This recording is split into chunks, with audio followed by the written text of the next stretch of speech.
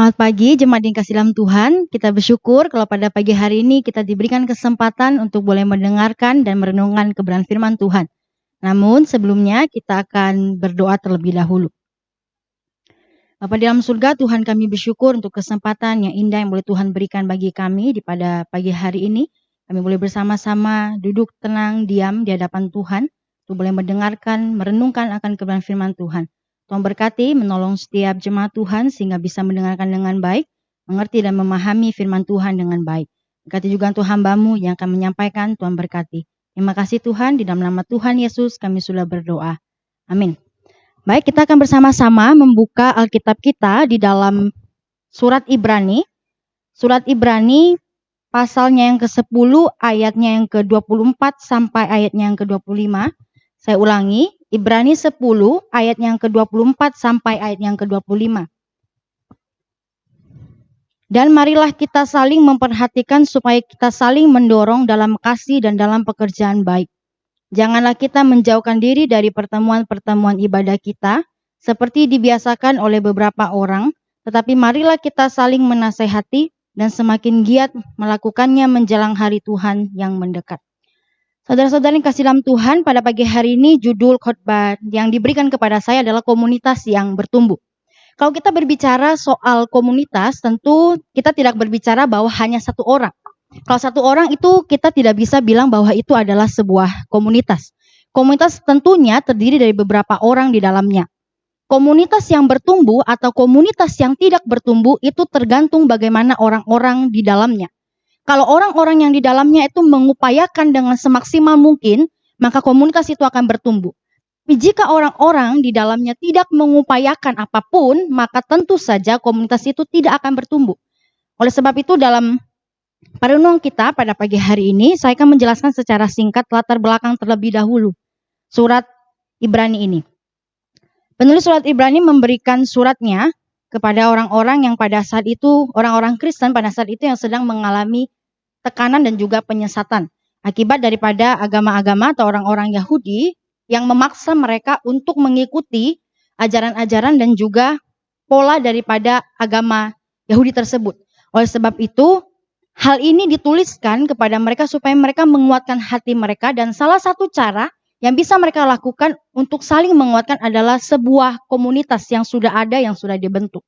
Oleh sebab itu kita melihat di dalam bagian ayatnya yang ke-26 sampai yang ke-22, di sana ada peringatan keras kepada penulis surat, dinasehati untuk terus-menerus mereka bisa bertahan, itu ada di dalam ayat yang ke-32 dan ayat yang ke-39.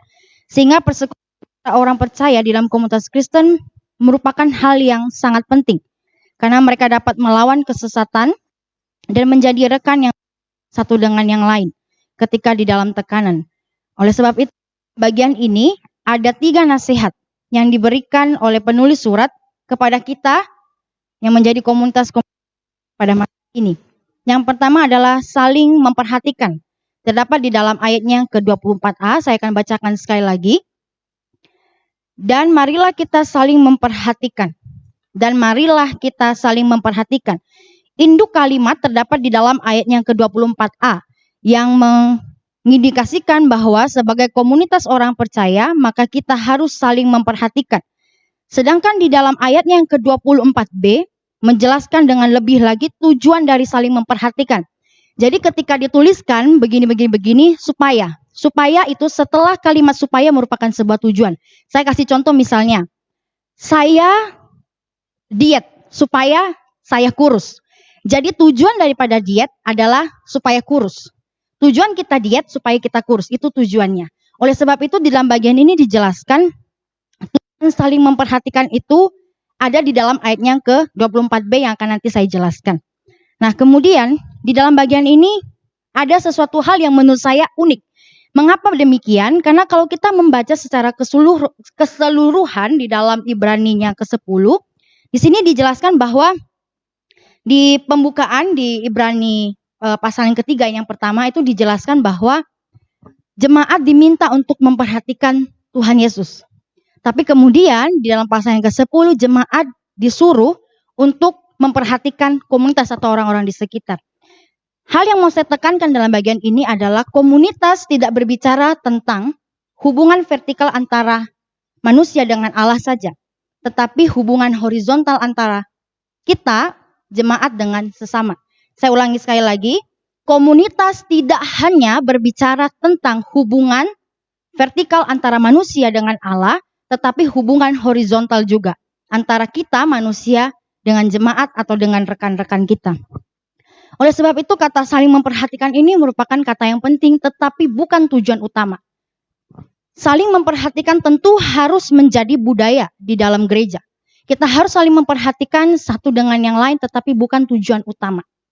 Oleh sebab itu kata saling memperhatikan ini bisa kita lihat secara negatif juga. Saling memperhatikan tidak selalu tentang hal yang positif. Ada banyak orang yang memperhatikan kita bukan karena hal positif tapi mencari kesalahan kita. Ada orang-orang yang memperhatikan hal-hal yang lain yang seharusnya mungkin tidak perlu untuk diperhatikan atau diperdebatkan atau hal yang sebagainya. Tetapi diperhatikan hal-hal yang detail bukan karena untuk membangun kita, tetapi untuk menjatuhkan kita. Itu salah satu contoh saling memperhatikan yang negatif. Tetapi bagian ini menekankan saling memperhatikan yang positif. Saling memperhatikan yang positif, bagaimana hal itu bisa menjadi positif saling memperhatikan, yaitu ada di dalam ayatnya ke-24b, poin kedua yaitu mendorong di dalam kasih dan perbuatan baik. Saling memperhatikan bisa menjadi hal yang positif kalau di dalamnya ada tujuan. Tujuan dari saling memperhatikan yaitu untuk mendorong di dalam kasih dan perbuatan baik. Semua orang mungkin bisa memperhatikan kita, tetapi tidak semua orang akan mendorong kita di dalam kasih dan perbuatan baik. Banyak orang yang memperhatikan kita karena membutuhkan atau mungkin memanfaatkan kita. Tetapi komunitas yang baik saling memperhatikan untuk mendorong di dalam kasih dan perbuatan yang baik. Kata supaya digunakan itu untuk menjelaskan tujuan. Mendorong di dalam kasih merupakan hal yang penting. Karena segala perbuatan kita yang kita lakukan harus tentunya didasari oleh kasih. Kalau perbuatan-perbuatan yang kita lakukan tanpa adanya kasih itu hanya sebuah etika saja. Tapi tidak ada kasih di dalamnya. Contoh seperti ini. Kita tidak bisa bilang kalau kita mengasihi sesama kita, kalau ketika orang itu melakukan kesalahan kita bahkan tidak menegur. Kita tidak mungkin bisa berbicara kita mengasihi Allah yang tidak kelihatan kalau kita tidak mengasihi jemaat atau orang yang kelihatan. Bagaimana mungkin kita bisa berbicara bahwa kita mengasihi Allah yang tidak kelihatan, sedangkan orang yang kelihatan saja kita tidak perhatikan. Itu tidak mungkin. Mendorong di dalam kasih. Mendorong di dalam kasih dan perbuatan yang baik. Ketika misalnya kita mengerti bahwa ada orang yang melakukan kesalahan atau apapun itu, maka kasih itu harus ditunjukkan dengan perbuatan. Kita tidak bisa bilang kita mengasihi dia kalau kita tidak berani menegur dia. Ketika dia melakukan kesalahan, kita tetap harus menegur. Menegur dengan cara yang baik, menegur dengan cara yang ramah. Setelah itu dia mau terima atau tidak terima, itu urusan dia. Kita sudah melakukan bagian kita. Maka dari itu menegur, mendorong dengan kasih, bukan hanya mendorong dengan kasih saja, tetapi mendorong untuk melakukan perbuatan yang baik. Kata mendorong di dalam bagian ini dijelaskan, kalau di dalam bahasa aslinya bukan mendorong tapi lebih tepat diterjemahkan sebagai memprovokasi atau memicu. Jadi kita sebagai jemaat-jemaat yang dikasihi Tuhan bukan hanya saja mendorong orang di dalam melakukan kasih atau perbuatan baik, tetapi memicu dan memprovokasi mereka untuk terus-menerus hidup di dalam kasih dan juga perbuatan yang baik.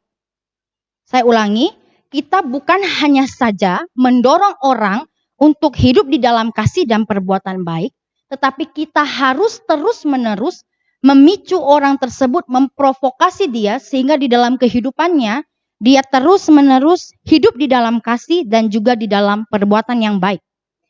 Ini hal yang sangat penting sebagai komunitas yang mau bertumbuh. Kita perlu hidup di dalam kasih, kita juga perlu melakukan perbuatan baik yang didasari oleh kasih. Banyak orang melakukan perbuatan baik bukan karena dia mengasihi, dia melakukan perbuatan baik karena dia perlu dipuji. Dia melakukan perbuatan baik karena ada sesuatu hal yang dia inginkan. Tetapi perbuatan baik yang dilakukan dengan kasih itu yang benar. Karena kita mengasihi orang tersebut, makanya kita menegur dia. Misalnya contohnya, Kita bilang kita mengasihi rekan kita.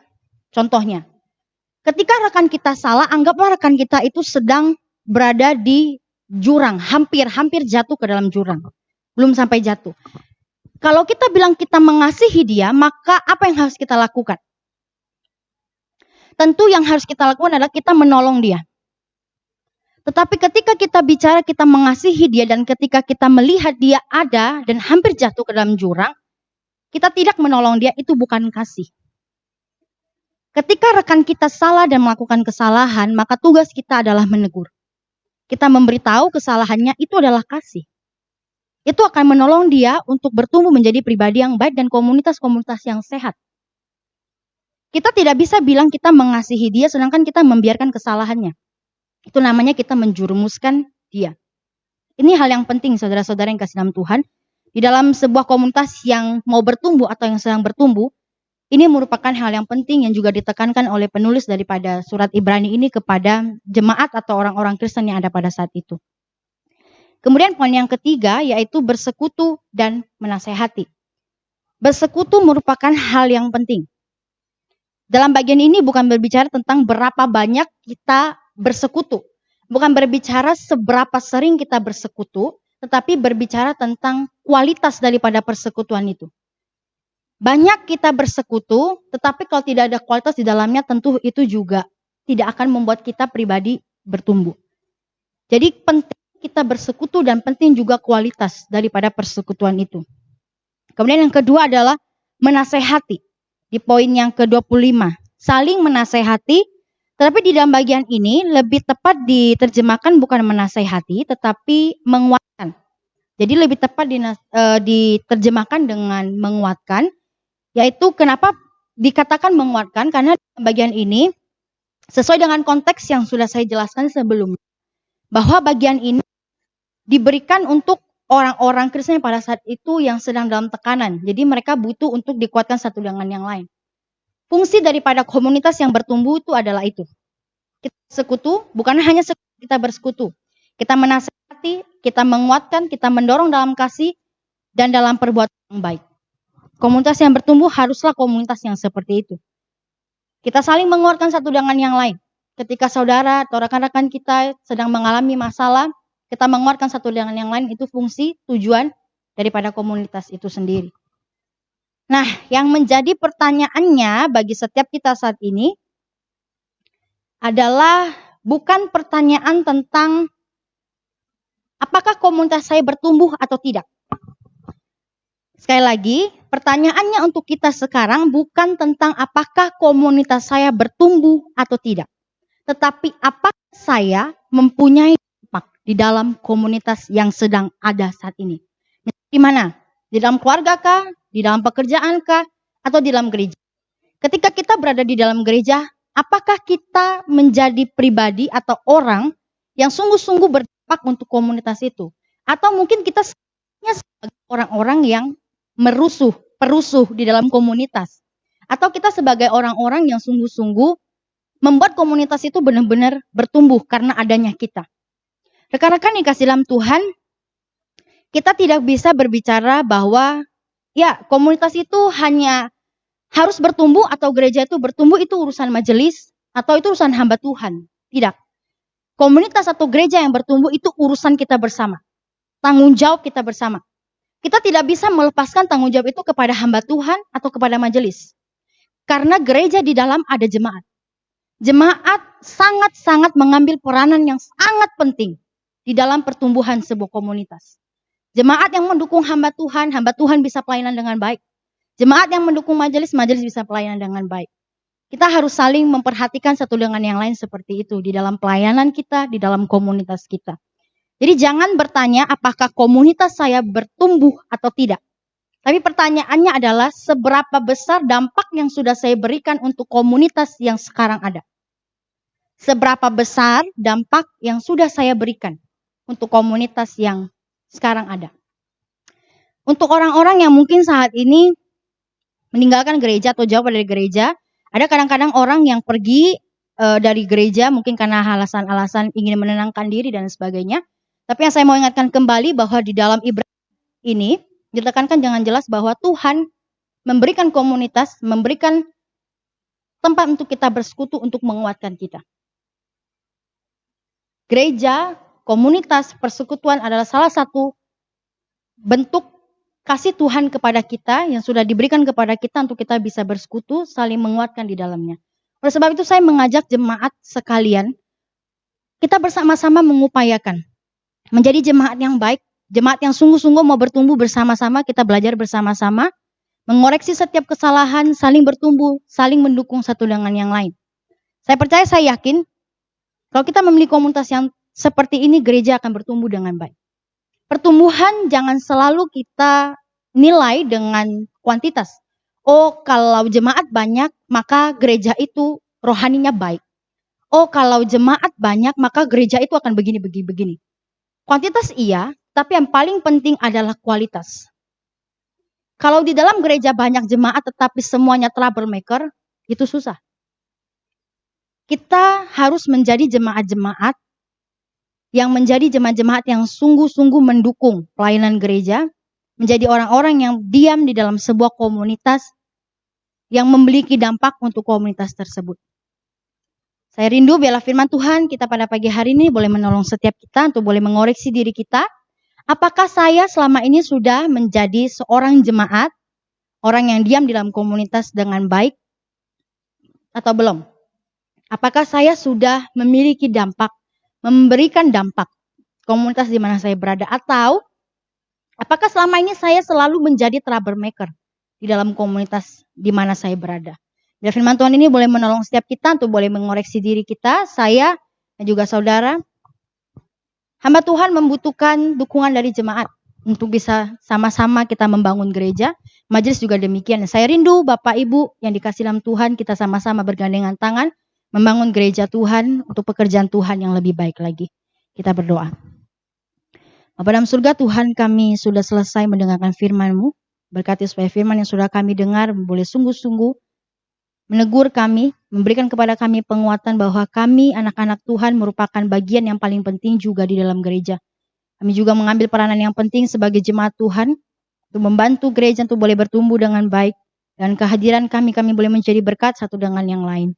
Kami tidak menunggu orang lain yang memulai, tetapi kami boleh memulai terlebih dahulu untuk boleh menjadi contoh bagi yang lainnya.